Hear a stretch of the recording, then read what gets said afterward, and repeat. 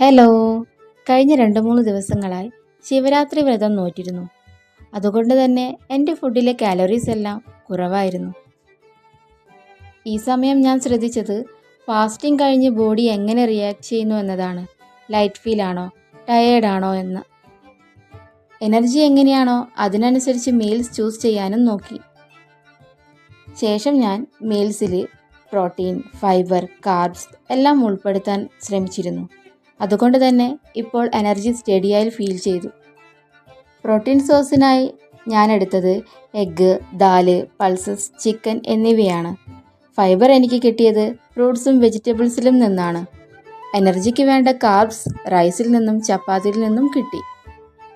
എൻ്റെ daily റൂട്ടീനിലേക്ക് ഫിറ്റാകുന്നൊരു healthy ഹാബിറ്റാണിത്.